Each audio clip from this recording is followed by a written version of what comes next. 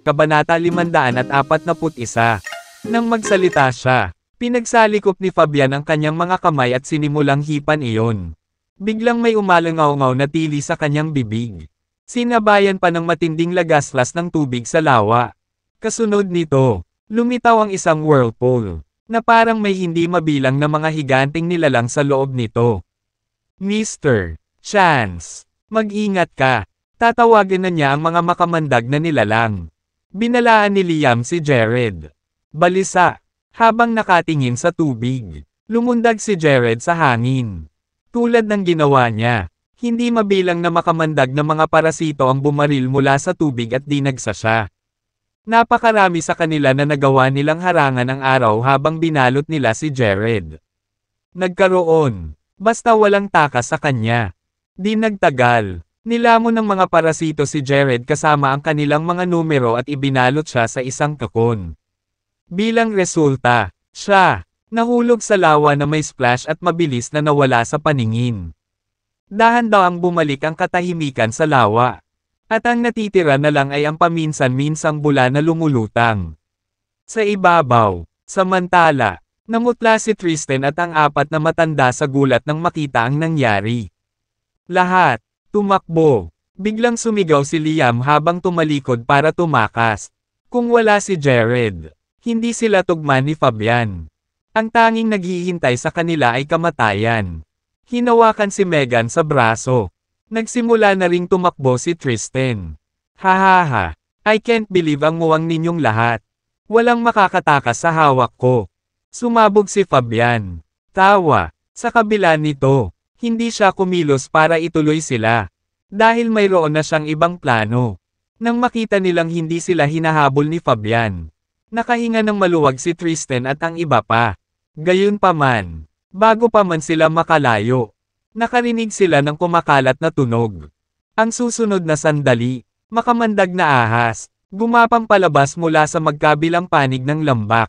Isa-isa nilang itinaas ang kanilang mga ulo at sumirit. Hinaharangan ang grupo mula sa pagtakas. Nang makita ang mga ahas, lahat ay natigilan. Biglang huminto sa kanilang landas. Walang nang ahas, sumulong sa lahat. Sige, tumakbo ka. Bakit hindi ka tumatakbo? Unti-unting sumulpot si Fabian mula sa kanilang likuran. Sa unahan ng mga ahas at sa likod nila si Fabian. Nagsimula ang lahat sa grupo. Lalo na si Megan. Lam aking balisa, bilang isang babae, hindi pa siya nakakaranas ng ganitong sitwasyon. Sa katunayan, sina Jared at Fabian, ang labanan sa partikular ay mukhang isang labanan sa pagitan ng mga immortal sa kanya. Tumingin si Liam kay Fabian at nagmakaawa. Mr. Quillan, dahil sa paglingkuran namin sa iyo sa loob ng maraming taon.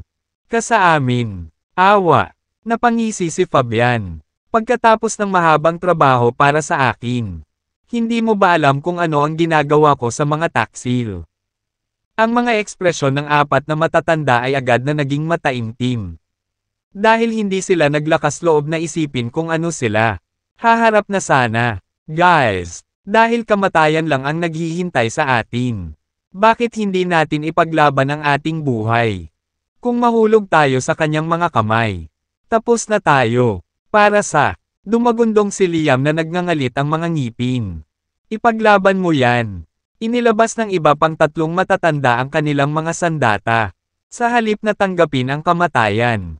Ang pakikipaglaban ang magbibigay sa kanila. Pagkakataong mabuhay. Pagkatapos ng lahat, isang kakilakilabot na kapalaran ang naghihintay sa kanila kung sila ay mahuli. Captain Walsh. Protektahan si MS. Simmons. Matapos ibigay si Megan kay Shane. Humakbang si Tristan para sumama sa labanan. Alam niya na ang mga matatanda.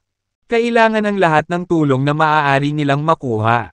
Dahil sa nasugatan siya, na-relegate si Shane sa pagprotekta kay Megan. Sa kabila ng kanyang pagnanais na sumali siya ay, batid na siya ay masyadong mahina sa kanyang kasalukuyang kalagayan upang gawin ito. Humagalpak ng tawa si Fabian. Hahaha, sa tingin mo ba matatalo ako ng grupo ng mga peste na tulad mo? Atake! Umungol si Liam habang umaarangkada. Itinaas ang sandata sa kanyang kamay. Sisingilan. Mamatay. Ang tatlong matanda, kasama si Tristan, ay sumulong din. Ang pinagsamang lakas ng apat na senior grandmaster at isang regular na grandmaster ay hindi bagay. Minamaliit, habang nakatusok ang apat na espada sa direksyon ni Fabian, ay nalalayan sila ni Tristan sa pamamagitan ng pagbaril ng hindi mabilang na mga flash. Nang liwanag na may kaway ng kanyang pamaypay. Sa sandaling iyon, ang lahat ay naglabas ng kanilang pinakahuling pamamaraan. Kahit si Tristan ay pinalabas ang nakatago. Mga sandata na inihanda niya para sa mga sitwasyon sa buhay at kamatayan. Ngumuso si Fabian. Kaway ng kamay. Hinablot niya ang apat na espadang pag-aari ng matatanda at binali sa kalahati. Pagkatapos nito, pinalipad niya ang mga ito pabalik gamit ang isa pang alon ng kanyang kamay. Kasabay nito, mabilis na gumalaw ang kabilang kamay ni Fabian para harangin ang lahat ng mga nakatagong armas ni Tristan. Ibinato sa kanya, "Inaasahan mo ba talagang sasaktan ako ng mga sandata na ito?" Ngumuso si Fabian bago pinalipad si Tristan na may dalang palad. Sa bandang huli, wala ni isa sa kanila ang nagkamot kay Fabian. Sa halip, lahat sila ay nagtamo ng matinding pinsala. Nang mapasuko ang mga matatanda at si Tristan, hindi na sila inatake pa ni Fabian. Sa halip, lumingon siya sa kanya. "Atensyon kay Megan. Dahil sa ganda mo, iniisip ko kung ano ang gagawin ni Mr. Simmons kapag nalaman niyang nahulog ka." Sa aking mga kamay, naputol ang ngiti ni Fabian habang naglalakad sa direksyon ni Megan. Takot na nagtago si Megan sa likod ni Shane. Binigyan ni Shane si Fabian ng masamang tingin. "Ako ang kapitan ng Department of Justice. Alam mo ba kung ano ang mga kahihinatnan ng pagpatay sa akin ay? Hahaha. Tinatakot mo ba ako? Hayaan mong sabihin ko sa iyo. Ang aking 5 poison technique ay malapit ng makumplito. Kapag nangyari iyon, hindi ko na kailangang matakot sa Department of Justice. Kahit na si Theodore, na pumunta rito, wala siyang kapangyarihan laban sa akin." Si Fabian habang patuloy sa paglalakad papunta kay Megan. Umalis ng walang pagpipilian. Nagngangalit si Shane at sinuntok si Fabian sa kabila ng sakit na nararamdaman niya. Nagtitiis, sa pamamagitan ng half-hearted palm strike. Hinagis ni Fabian si Shane sa gilid. Doon, walang magawang nakatingin si Shane. "Fabian, si Megan. ****starred ka. Bitawan mo ako." Pakawalan. Sa kasamaang palad, ang desperadong pakikibaka ni Megan ay walang saysay. "Megan, huwag kang mag-alala, hanggat susundin mo ang aking mga salita. Hindi kita sasaktan." Nang matapos si Fabian, inabot niya ang kanyang kamay sa pagtatangkang habarin siya. Gusto niyang kunan siya ng mga malalaswang larawan at i-blackmail si Dante para isumite sa kanya. Nang huhubere na sana niya ang damit nito ay bigla niyang naramdaman ang pag-ikot ng ulo niya dahilan para mabitawan niya ang kanyang suot.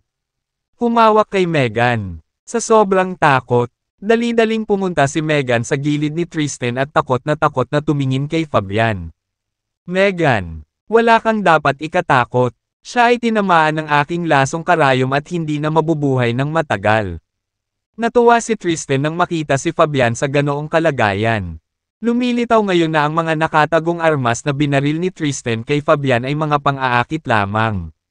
Nakatago, kasama ng mga ito ay isang hindi mahalata karayom. Kung ang isa ay hindi tumitingin ng mabuti, imposibleng magkaroon. Nakita ito, habang ang iba pang mga sandata ay hindi hihigit sa isang nakakagambala. Ang partikular na karayom ay ang pinakabuod ng atake ni Tristan, habang pinagmamasdan ang nakakagulat na figure ni Fabian. Hindi maiwasan ng lahat na matuwa. Minsang pinatay siya ng mga lason. Lahat sila ay ligtas. Hindi nagtagal. Napaupo si Fabian sa lupa habang nakakross ang mga paa. Binigyan niya ng malamig na tingin si Tristan. "Meron ka ba? Nakalimutan na ako ang godson ng Poison King. Imposibleng mapatay ako ng isang karayom ng lason. Kapag napaalis ko na ito sa aking katawan, ipapadama ko sa iyo na sana ay patay ka na." With that, naglabas si Fabian ng isang clay bottle. Pagkatapos buksan ito, pumili siya ng isang berdeng parasito na iyon. Laki ng isang kuko. Walang pag-aalinlangan ay agad niya itong nilunok. Ito ay isang parasite na sumisipsip ng lason. Mabilis nitong aalisin ang aking katawan ng lason sa loob nito. Napapikit si Fabian at naupo sa katahimikan. Kahit na ito ang pinakamagandang oras para salakayin si Fabian. Wala sa kanila ang may kakayahang gawin iyon dahil sa kanilang mga pinsala. Para naman kay Megan. Isa lamang siyang ordinaryong babae na walang kakayahang gumawa ng anumang aktwal na pinsala. Dahil nakaharang ang mga makamandag na ahas sa kanilang pagtakas. Lahat ay walang pagpipilian kundi panoorin si Fabian ng paunti-unti. Paalisan ang kanyang lason. Samantala, sa ilalim ng lawa, si Jared ay nakaupo na parang matandang monghe. Hindi gumagalaw ni isa. Kalamnan. Hindi mabilang na mga parasito ang pumupunit sa kanyang katawan. Desperado na ipasok ang kanilang kamandag sa kanya. Sa napakaikling panahon, ang katawan ni Jared ay napuno ng malaking konsentrasyon ng lason. Gayunpaman, ginamit niya ang kanyang focus technique upang i-convert ang mga ito sa espiritual na enerhiya na maiimbak sa kanyang elixir field. Tungkol naman sa mga parasito na umaatake sa kanya, lahat sila ay nagsimulang mamatay nang maubos na ni Jared ang kanilang kamandag. Dahil natuyo na ang kanilang mga katawan, unti-unti silang lumutang sa ibabaw. Sa isang kisap mata, ang mga parasito na kumagat kay Jared ay unti-unting nababalot, habang ang kanilang mga patay na bangkay ay unti-unting natatakpan. Ang buong ibabaw ng lawa, habang ang dami ng espiritual na enerhiya sa loob niya ay tumaas ng husto. Ang mga bula ay dahan-daang naglalabas mula sa kanya. Katawan na nagiging sanhi ng pagkulo sa ibabaw ng tubig. Buzz! Biglang lumitaw ang magulong alon sa ibabaw ng tubig nang imulat ni Jared ang kanyang mga mata. Sa iyon, naabot na niya ang rurok ng foundation phase matapos makuha ang enerhiya mula sa lahat. Makamandag na mga parasito. Kung hahawakan ng isa ang tubig ng lawa, malalaman ng isa na hindi na ito nagyayelong lamig. Sa halip, gagawin ito. Talagang mainit ang pakiramdam sa kamay. Samantala, binuksan ni Fabian, na gumagamit ng sarili niyang parasite para linisin ang sarili sa lason sa loob niya. Kanyang mga mata, biglang nalaglag ang panga niya at hinayaan ang parasite na lumabas sa kanyang bibig at likod. Sa clay jar, ano ang isang hindi kapani-pani walang mahina na pamamaraan? Inaasahan mo bang kitilin ang aking buhay sa pamamagitan lamang ng isang lasong karayom? Ito ay, walang iba kundi biro. Ni Fabian ng masama si Tristan at ang iba pa. Ngayong gumaling na si Fabian. Nasiraan ng loob ang grupo kaya nawala ang pag-asa sa kanilang mga mata. Hindi ka baluluhod at magmamakaawa para sa buhay mo. Marahil, hahayaan kita dahil sa awa. Fabian, tanong habang inililibot ang tingin sa buong grupo. Sa kabila nito, walang humingi ng awa. Kung tutuusin, alam nila na hindi papayag si Fabian. Sila, ang ginagawa lang niya ay pinapahiya sila, nang hindi siya nakatanggap ng anumang tugon. Nagalit si Fabian. Ngumisi siya na may malamig na kislap sa mata. Since, walang gustong magmakaawa para sa kanilang buhay. Hahayaan ko kayong lahat na maranasan ang pakiramdam ng nalason. Sa totoo lang, hindi ka agad papatayin ng lason ko. Sa halip ay pahihirapan ka nito sa loob ng 49 na oras bago ang iyong. Ang katawan ay nagiging putik. Sa pagsasalita pa lang niya, naglabas si Fabian ng isang sachet na may laman na parang pulbos na substance na inihanda niya. Ihagi sa kanilang direksyon. Sa sandaling iyon, ang lahat ay tinamaan ng takot. Naluluha na si Megan. Habang ang iba naman, baka sa mukha nila ang takot. Nang ipagpalagay na ng lahat na sila ay papatayin. Isang malakas na pagsabog ang biglang narinig mula sa lawa. Sa susunod na sandali, isang haligi ng tubig ang umakyat sa langit. Sa ibabaw nito, may isang figurang nakaupo kasama niya. Ang mga paa, Mr. Chance. Si Mr. Chance na, nakilala ni Tristan ang taong nasa ibabaw nito. Sa sandaling iyon, sinaman ni Jared ng malamig na tingin si Fabian, na nagpalamig sa kanyang gulugod. Paglingon ni Fabian, Napatulala si Fabian nang makita si Jared. Para naman sa iba, tuwang-tuwa sila nang makitang buhay si Jared. Imposible. Paanong nangyari ta? Napakaraming makamandag na nilalang. Bakit hindi kanila nagawang patayin? Hindi makapaniwala si Fabian sa kanyang mga mata. Ang mga makamandag na nilalang ay may kakayahang pumatay kahit isang kawin ng mga elepante. Paano nakaligtas si Jared? Ngayong binanggit mo ito, gusto kong magpasalamat sa iyo para sa kanila. Pag-iinis ni Jared habang ang kanyang katawan ay malumanay. Lumutang sa lupa, nang tumingin si Fabian sa direksyon ng lawa. Laking gulat niya nang makitang ito ay naging itim. Natatakpan, kasama ang mga katawan ng mga patay na parasito. Parg! Papatayin kita! Ilang taon kong pinalaki silang lahat. Nang makita niyang napatay na ang lahat ng kanyang minamahal na makamandag na nilalang. Nawala ng isip si Fabian at naglunsad ng mapang wasak na suntok sa direksyon ni Jared. Napabuntong hininga si Jared. Nawala sa paningin. Bago pa makapag-react si Fabian. Humarap na si Jared sa kanya at binasag ang isang suntok sa kanyang dibdib. Dahil sa pagkagulat, napatapon si Fabian sa hangin dahil sa impact. Sumunod sa kanya si Jared at pinakawalan. Isa pang suntok, bawat suntok na dumapo kay Fabian ay magpapalipad pa sa kanya mula sa lupa. Ito ay hindi hanggang. Mahigit 20 metro ang katawan niya sa himpapawid na tuluyang huminto at bumaba si Jared sa lupa.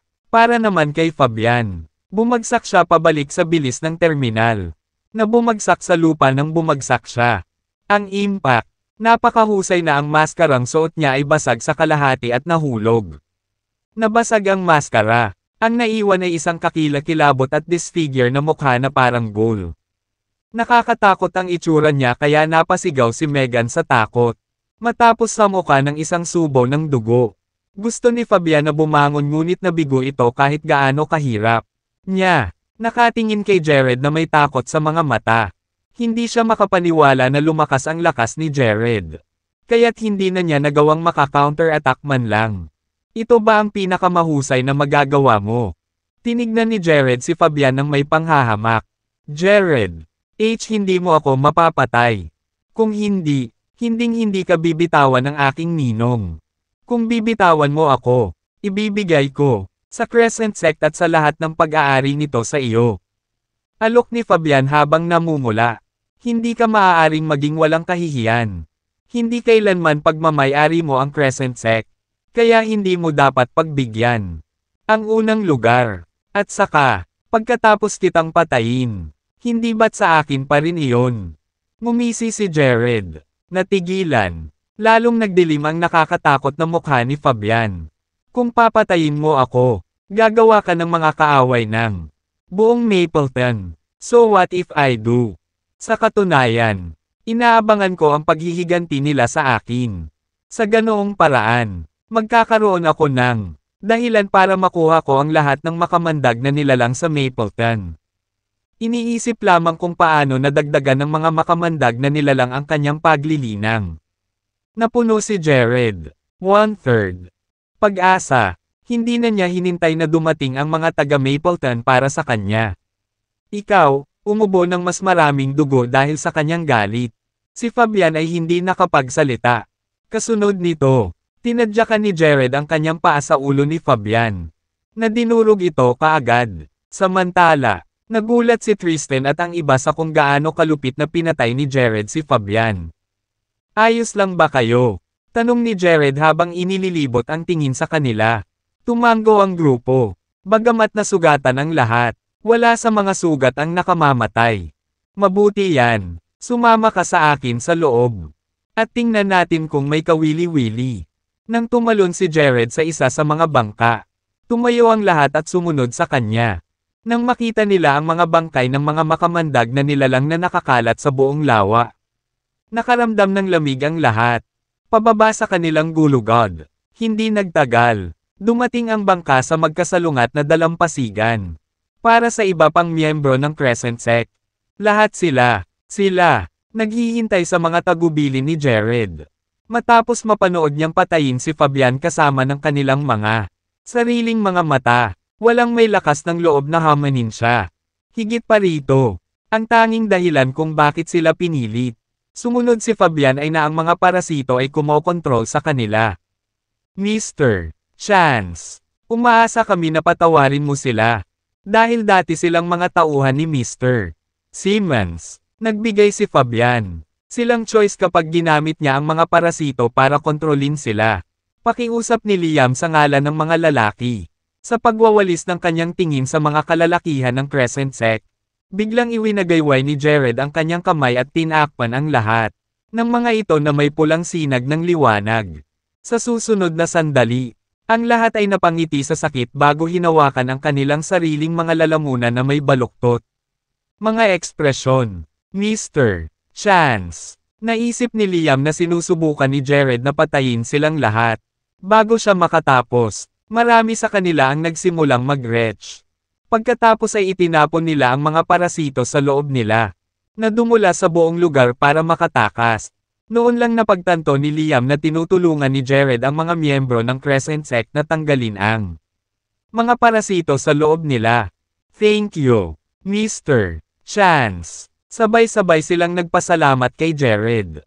Matapos tumango bilang pagkilala, pumasok si Jared sa pangunahing bulwagan ng Crescent Sect.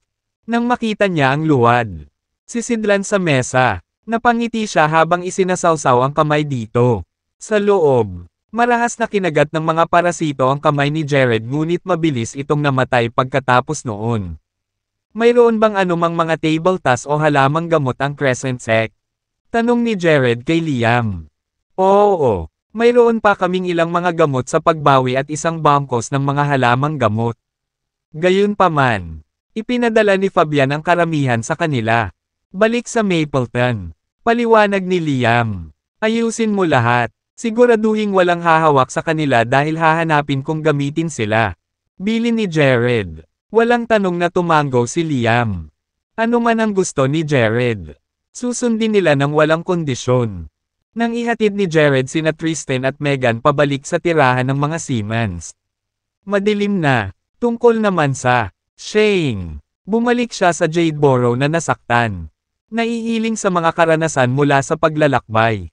Nagsikap siya upang pagnilayan ang kanyang sariling pagkatao at magbago para sa mas mahusay. Nang makarating si Megan sa bahay, kumulog siya kay Dante. Tay, ano pa ang tinatago mo sa akin?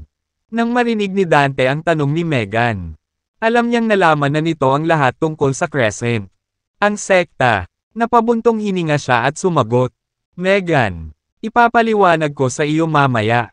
Sa ngayon, may isang bagay ako. Kailangang makipag-usap kay Mr. Chance. Matapos bigyan ng tingin ni Jared si Tristan ay mabilis niyang inakay si Megan palayo. Mr. Chance, napatay mo na ba si Fabian? Tanong ni Dante. Paliwanag ni Jared. Patay na siya, tulad ng para sa apat na matatanda at ang iba pang mga tauhan ng Crescent Sect. Mayroon ako. Inalis ang mga parasito sa kanilang katawan at ibinalik sa kanila ang kanilang malayang kalooban. Kung gusto mong magpatuloy bilang ang pinuno ng Crescent Sect, maaari mo pa rin silang utusan. Ako, ngumiti ng pilit si Dante. Karamihan. 5 araw na lang ang natitira para mabuhay ako. Ang huling bagay na nasa isip ko ay ang pagiging isang pinuno ng sekta. Sa halip, ang aking anak na babae ang aking inaalala. Naiintindihan ko na spoiled ka sa pagpili pagdating sa mga babae, pero dahil hindi ka pa kasal. Iniisip ko kung siya. Nagtaas ng kamay si Jared para pigilan si Dante. May girlfriend na ako. Beside, I'm sure you're well aware of kung sino ang gusto ng anak mo. Napabuntong hininga si Dante bilang pagbibitiw. Hinding-hindi sila magsasama sa huli. Umiling si Dante. Nagpatuloy. Mr. Chance, gusto kong ibigay kay Megan ang Crescent Sect. Kaya sana, maaari kang manatili ng ilang araw para tulungan siya. Walang problema. Ipapastay ko rin si Tristan. Maliban sa pagtulong sa kanya, pareho silang magkakaroon ng mas maraming oras. Bang! Nakangiting sagot ni Jared. Gumanti ng ngiti si Dante at hindi na nagsalita pa. Kinabukasan, sinamahan ni Jared at Tristan sina Dante at Megan pabalik sa base ng Crescent Sect. Pagbalik sa lugar na kanyang itinatag pagkatapos ng maraming taon. Napuno ng damdamin si Dante. Samantala, ginamit ni Jared ang mga pills at herbs mula sa Crescent Sect para ipagpatuloy ang kanyang cultivation. Ngayon na siya, ay nasa tuktok ng foundation phase. Malapit na siyang pumasok sa transcendence phase sa susunod. Si Dante naman, tinuruan niya si Megan ng mga dapat niyang malaman. Habang si Tristan naman ay tumulong sa paglilinis sa gilid. Pagkalipas ng 5 araw, namatay si Dante. Malungkot na nagsumamo si Megan kay Jared na iligtas siya. Gaya ng ginawa ng huli. Parang immortal sa kanya. Sa kasamaang palad. Hindi siya isa. Kahit na siya, imposible pa ring baguhin ang kapalaran. Ngayon na kay Dante, ang oras, wala nang magagawa si Jared. Matapos mailibing si Dante, inutusan ni Jared si Tristan na bumalik para tulungan si Megan at para aliwin din siya. Pagkatapos, lahat, nawalan siya ng ama, nang maayos na ang lahat. Lumipad siya pabalik sa Horrington. Nag-book si Tristan ng first class ticket para kay Jared. Kaya naman, ito ang unang pagkakataon ni Jared sa first class cabin. Matapos mahanap ang kanyang upuan at komportableng umupo, ipinikit niya ang kanyang mga mata para magpahinga at naghintay ng eroplano. Para lumipad, sa sandaling iyon, pumasok sa cabin ang isang kabataang mag-asawa na nakasuot ng nakaistilong damit. Ang ginang ay may hugis itlog, mukha at nakasuot ng isang pares ng salaming pang-araw. Pagkatapos suriin ang kanyang tiket, umupo siya sa tabi ni Jared. Tungkol naman sa, ang lalaki, ang upuan niya ay nasa harap ni Jared. Matapos makaupo ang ginang at sumulyap kay Jared, tinaasan niya ng kilay ang kanyang mga kilay. Tumingin siya sa kasama. Logan, ayokong tumabi sa taong ito. Mukha siyang bansa, bumpkin at amoy. Sinaman siya ng tingin ni Logan. Pagtiisan mo lang muna sandali. Kapag lumipad na ang eroplano, papalitan ko ng upuan. Siya, ayaw niyang magdulot ng anumang gulo. Dahil ang mga may kakayahang mapunta sa first class cabin ay hindi ordinaryong mga tao. Nakapout, mukhang masama ang loob ng ginang. Sige, gayunpaman, mas mabuting tingnan mo kung may mga tiket pa sa thesis. Konsyerto, kung tutuusin. Ayokong maging aksaya ng oras ang biyaheng ito. Sige, may kaibigan ang tatay ko sa Horrington na talagang makapangyarihan. Tommy yata ang pangalan niya. Ako, narinig niya na sa tuwing itatapakan niya ang kanyang paa. Manganginig ang buong Horrington. Pagmamalaki ni Logan. Kung ganoon, dapat mong kontaken siya kaagad at kumuha kami ng 2 tiket. Gusto ko talaga si Tessa. Gayunpaman, ako, hindi maintindihan kung bakit siya nagdaraos ng konsyerto sa isang maliit na lungsod tulad ng Horrington. Mukhang naguguluhan ang dalaga. Tumango si Logan. Sige. Tatawagan ko siya ngayon din. Umupo ka muna at maghintay. Kahit nakapikit, nakikinig si Jared sa usapan nila. Nang marinig niya na si Tessa, pagkakaroon ng isang konsyerto sa Horrington, naisip niya na ito ay may kinalaman sa kanya. Pwede ba dahil alam niyang taga Horrington ako? Kaya pala nag-o-organize siya ng concert doon. Jared, sumimangot. Kung iyon talaga ang dahilan, tiyak na pupuntahan niya ako. Kapag nangyari iyon, ano ang sasabihin ko? Josephine. It was bad enough with Lisbeth provoking him paminsan-minsan. Sa paligid ni Tessa, naramdaman ni Jared na parang siya masisira. Anak, saglit na tumatakbo ang imahinasyon ni Jared. Isang medyo may edad na babae ang tumapot sa balikat ni Jared.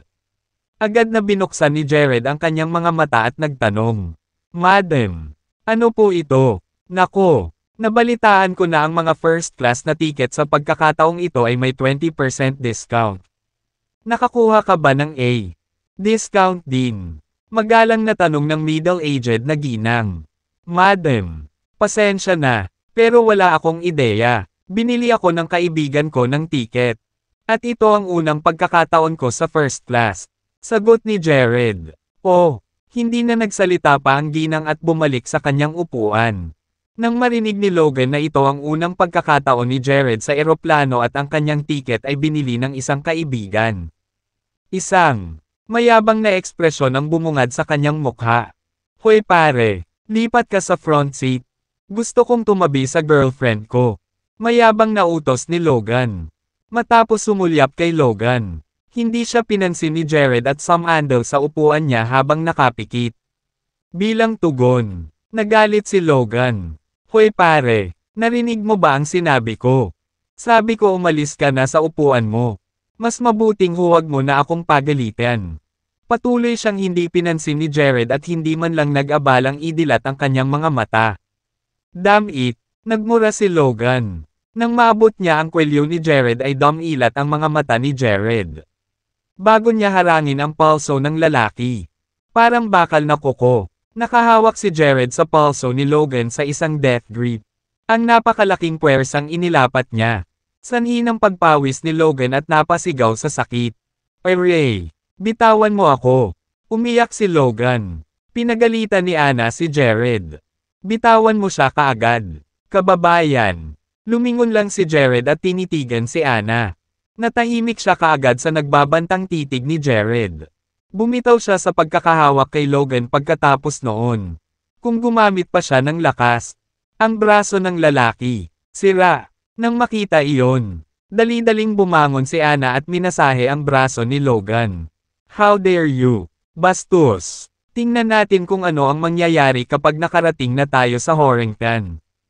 Nagbabanta si Logan. Jared ngunit hindi nang ahas na lumipat muli ng upuan sa kanya. Nag-aalalang nagtanong si Anna. Okay ka lang, Logan? Ayos lang ako.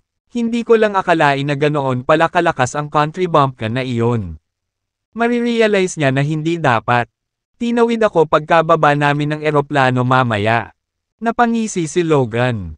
Hindi nagtagal. Lumapag ang eroplano sa Horrington Airport pagkatapos ng 3 oras na paglipad. Dahil walang dalang bagahe si Jared. Agad siyang tumayo at lumabas ng eroplano. Nakarating. Mahigpit na sinundan siya ng mag-asawa sa likuran.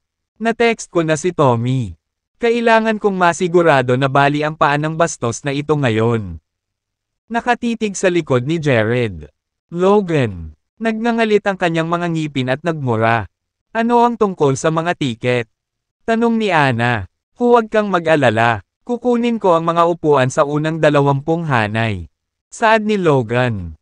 Ang ganda niyan. Logan. Mahal kita. Bulalas ni Anna habang hinahalikan ang pisngi ni Logan. Nakita ni Jared si Tommy na naghihintay sa kanya sa exit ng airport. Nag-text siya kay Tommy na dadating siya. Horrington bago umalis ang eroplano. Mr. Chance. Nagmamadaling pumunta si Tommy nang makita niya si Jared. Tumingin si Jared kay Tommy at bahagyang tumango.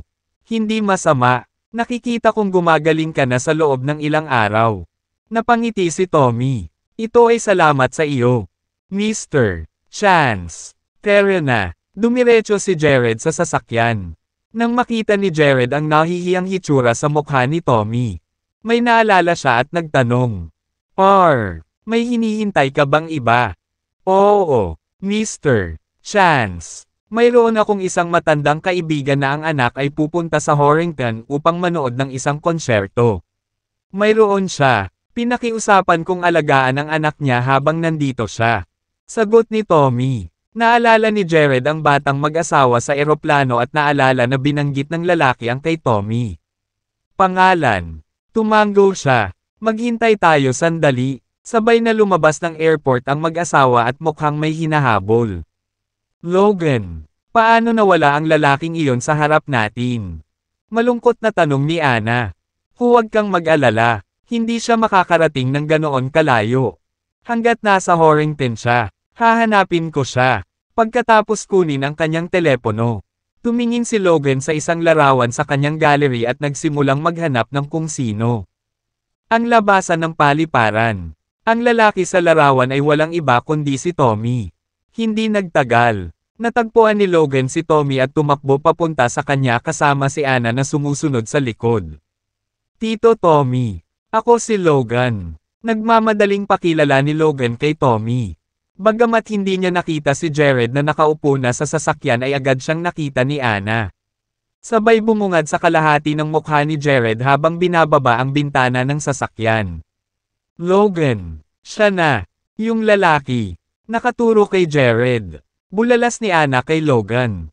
Lumingon si Logan sa direksyon na itinuturo ni Anna at nakita niya si Jared. Nakatitig sa kanya. Sinabi niya, "Tito, Tommy, ito ang lalaking nang bully sa akin sa eroplano. Tignan mo braso ko. Namamaga pa." Logan. Agad na inilapat ang kanyang braso kay Tommy. Hindi ka ba isang uri ng big shot? Bastos. Let's see what happens next. Ngumisi si Anna. Hindi pinansin si Jared. Tumingin kay Tommy at nagtanong. Sila ba ang hinihintay mo? Sa malamig na pawis sa noo. Sinampal ni Tommy si Logan sa mukha at pinagalitan. Ano sa tingin mo? Sinasabi. How dare you talk to Mr. Chan so rudely. Hindi makapaniwala si Logan kung paano siya sinampal ni Tommy at nakatingin lang kay Tommy habang humihingi ng tawad ang huli. Kay Jared, hindi ko alam kung ano ang ginawa nila sa iyo, Mr. Chance. Pero isa lang akong kaibigan sa kanya. Ama, kukuha ako ng magtapon sa kanila sa ilog ngayon. Kinilabutan sina Logan at Anna sa sinabi ni Tommy. Nagsimula na ring umiyak si Anna. Kalimutan mo na iyon. Hayaan mo na lang sila. Kinawayan ni Jared ang kanyang kamay at isinara ang bintana ng sasakyan. Ang swerte mo ngayon. Kumuha na kayo ng mga tiket sa eroplano at umalis na kayo dito, dumura si Tommy at iniwan sila. Agad siyang sumakay sa sasakyan. Naiwan ang mag-asawang nakatayo sa labasan ng airport na parang mga tulala habang pinagmamasdan ang sasakyang papalayo. Sa mansyon sa Dragon Summit. Ang kusina ay puno ng usok dahil si Josephine. Abala sa paghahanda ng hapunan. Di ba sabi ko sa'yo wag mong problemayan ang sarili mo sa lahat ng niluluto. Ngayon ay mabango na talaga ang buong mansyon. Grabe, not to mention na ilang araw ka lang wala. Pinisil ni Lisbeth ang ilong habang sinasabi. Hindi, dapat matuto akong magluto at maging mabuting may bahay. Hindi ko kayang mawala si Jared sa ibang babae. Dahil dyan, hindi pinansin ang payo ni Lisbeth. Ipinagpatuloy ni Josephine ang pagluluto. For some reason, namula ang mukha ni Lisbeth matapos niyang marinig ang sinabi ni Josephine. Hindi ako magnanakaw. Jared galing sayo. Hindi ikaw ang tinutukoy ko. Pero kung talagang gusto mo rin siya, palagi natin siyang makakasama. Kapag nangyari iyon, we can bully him all we want, pabirong sabi ni Josephine. Gayunpaman, tumibok ang puso ni Lisbeth. Hindi niya mawari kung bakit palagi niyang nararamdaman iyon sa bawat pagkakataon. Biro ni Josephine tungkol sa pagnanakaw niya kay Jared. Anong iniisip mo, Lisbeth? Sabi ni Lisbeth sa kanyang isip at agad na nakaramdam ng kalmado. Tapos, siya, naupo sa sofa at nagpatuloy sa panunood ng telebisyon. Maya-maya pa ay natapos na ni Josephine ang paghahanda ng mesa na puno ng mga ulam. Maaaring hindi ito kasing sarap at Kate-kam-takam. Pero at least she tried her best. Dumating si Tommy sa mansyon kasama si Jared nang matapos magluto si Josephine. Sa sandaling pumasok si Jared sa bahay. Alam niya kaagad kung ano ang nangyayari nang makita niya kung gaano mausok ang kusina noon. Jared, bumalik ka na. Tingnan mo kung ano ang inihanda ko para sa iyo, pagmamalaki ni Josephine kay Jared. Mabango. Gutom na ako. Huminga ng malalim si Jared at sinabing may kontentong ngiti sa labi. Talaga, kung gutom ka, maupo na tayo at kumain na. Matapos yayain ni Josephine si Jared na maupo sa dining mesa, nilinggan niya sina Lisbeth at Tommy at sinabing, Hoy! Tere at samahan mo kaming maghapunan. Salamat na lang. Mabilis na ikinaway ni Tommy ang kanyang kamay at tinanggihan ang alok ni Josephine. Mayroon na ang Phoenix. Naghanda ng hapunan para sa akin. Wow! Tommy, hindi ko alam na magkasama pala kayo ni Phoenix. Ngumiti ng pilyo si Jared. Namumula ang mukha ni Tommy sa sagot niya. Hindi na kami bata at sa tingin ko ang relasyon namin. Umabot sa yugtong iyon. Dapat na kayong dalawa ay magsisimula na ring magsama dahil nakumpirma na ninyo ang inyong relasyon. Tumigil ka na. Pagiging mapagpanggap. Sabi ni Lisbeth kina Jared at Josephine. Hindi pwede. Sa kanya na lang ako titira pagkatapos ng kasal namin. Nagmamadaling umiling si Josephine. As you wish. Pero hindi mo alam kung magsisisi ka sa paghihintay hanggang sa gabi ng kasal. Ilang ibang babae. Baka itapon lang sa kanya ang sarili nila. Lisbeth smirked. Hindi alam kung paano magre-react. Napatingin si Josephine kay Jared. Matapos bigyan ng tingin si Lisbeth. Ngumiti si Jared. Nakatitiyak kay Josephine at sinabing, "Relax. Hindi ako ganoong klaseng tao." Tumawa si Josephine. Nagdududa ako na magkakaroon ka pa rin ng lakas ng loob na gawin iyon. Ni Lisbeth sa mansyon pagkaalis ni Tommy dahil hindi niya kinaya si Josephine. Pagkain ng kanyang kakayahan sa pagluluto ay kakilakilabot. Gayunpaman, bahagya siyang lumabas ng bahay ng si Josephine. Kinaladkad siya pabalik sa hapagkainan at pinilit na subukan ang mga ulam. 2/3. Walang choice si Lisbeth kundi ang umupo ng walang gana. Sa kabilang banda, sarap na sarap si Jared sa pagkain na iyon. Naghanda si Josephine. Ang mga papuri nito ay labis siyang ikinatuwa. Nang maramdaman ang titig ni Josephine sa kanya, pinilit ni Lisbeth ang sarili na kunin ang mga kubyertos at kumain. Sa kalagitnaan ng hapunan, nagring ang phone ni Jared. Tumayo siya saka kinuha ang phone. "Jared, nasa Horrington ka ba ngayon?" Si Ingrid ang tumawag sa kanya. "Oo, Ingrid. Bakit?" Medyo kinakabahan siya dahil akala niya ay may problema siya.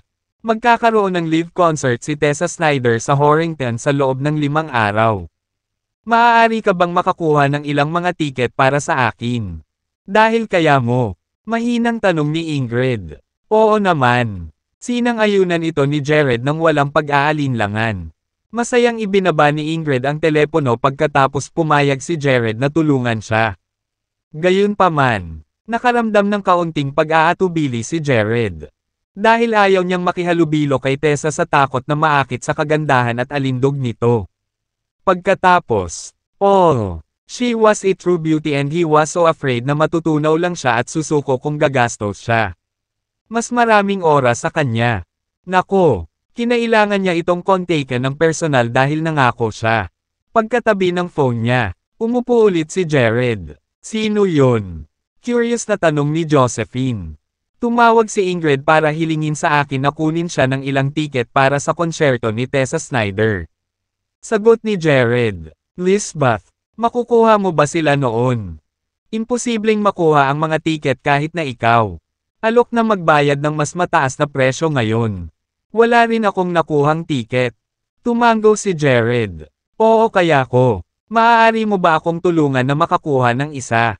Si Lisbeth na may kakayahan si Jared na makakuha ng ilang tiket para sa kanila. "Oo naman." Walang pagdadalawang isip na pumayag si Jared. "Nainggit ako.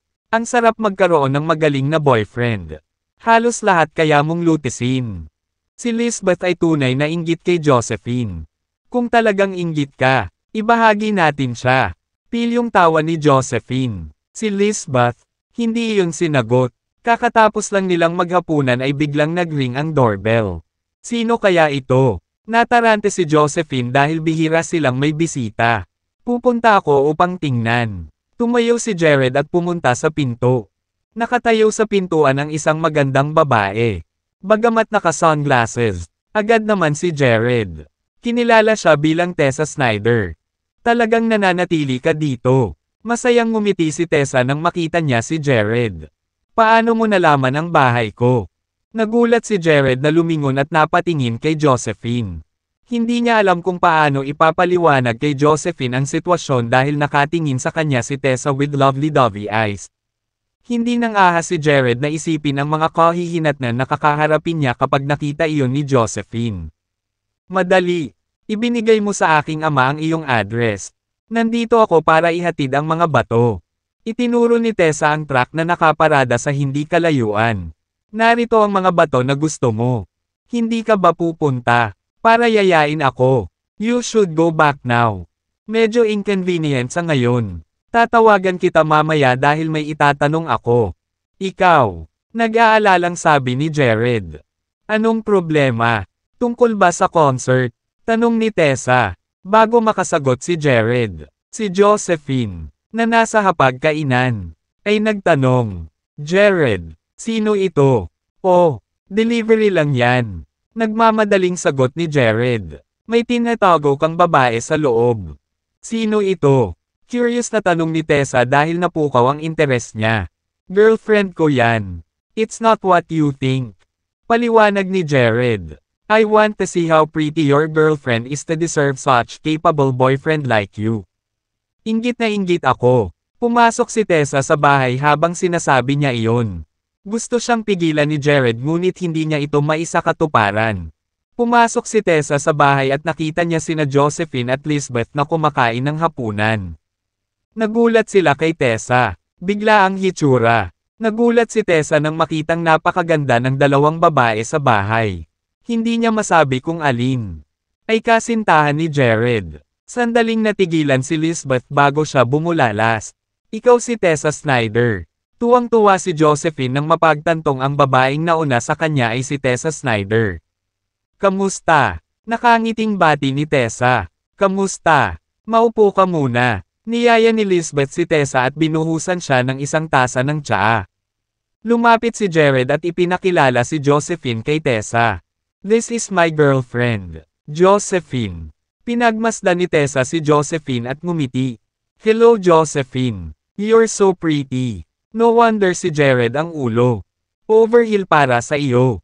Inilahad ni Tessa ang kanyang kamay sa pagtatangkang makipagkamay kay Josephine. Natarante si Josephine. Ms. Snyder, kilala mo ba ang boyfriend ko? Wala siyang narinig kay Jared na kilala niya ang isang superstar na tulad ni Tessa. Yes, Mr. Chance even stay over at my house once. Sagot ni Tessa. Talaga. Gulat na napatingin si Josephine kay Jared. Hindi makapaniwalang tumingin si Lisbeth kay Jared. Hindi ito ang iniisip mo. Walang ibang nangyari sa tagal kong nagstay over sa bahay niya. Jared, nagmamadaling paliwanag. Nang maramdamang lalo lang niyang pinalala ang mga bagay. Tumingin siya kay Tessa para humingi ng tulong. Tumawa si Tessa. Huwag kang mag-alala, Ms. Sullivan. Si Mr. Chance ay nananatili lamang dahil kailangan niya makipag-ayos sa aking pamilya tungkol sa isang negosyo sa pagmimina. Nandito ako para ihatid ang mga bato kay Mr. Chance dahil business partners na tayo ngayon. Napagtanto ni Josephine na ang tinutukoy ni Tessa ay ang panahon na sinundan ni Jared si Dominic sa Mount Hickory. Lahat ay mabuti. Ms. Snyder, pumasok ka na at maupo ka. Malugod na inanyayahan ni Josephine si Tessa. Mag-usap kayo mga babae. Aayusin ko ang pagbaba ng mga bato. Mabilis na nakahanap ng dahilan si Jared para umalis dahil hindi na niya alam kung ano pa ang sasabihin. Inutusan niya ang kanyang mga tauhan na ilipat ang mga espiritual na bato sa bakuran. Ang mga espiritual na bato ay maaaring maging makabuluhan sa kanya. Pero mga walang kwentang bato lang sila sa mata ng ibang martial artist at ng karamihan. Matapos mailabas ang lahat ng mga espiritual na bato, bumalik si Jared sa sala at nakita si Josephine. Si Lisbeth at Tessa ay sabay na tumatawa. Bakit ang mga babae ay umarte na parang matagal na nilang kilala ang isa't isa? Napakadali. Nailabas ko na ang mga espiritual na bato. Kung wala nang iba, maaari kang umalis. Hindi naman pala. May concert ka sa ilang araw. Mayroon ka bang ilang mga tiket na natitira upang ibigay sa akin? Tanong ni Jared kay Tessa. Siyempre. Tumayo si Tessa at sumagot. I'll give you tickets to the first row para makita mo ako. Malinaw. Habang nagsasalita si Tessa ay kinindatan niya si Jared dahilan para mapaalis ito ng tingin.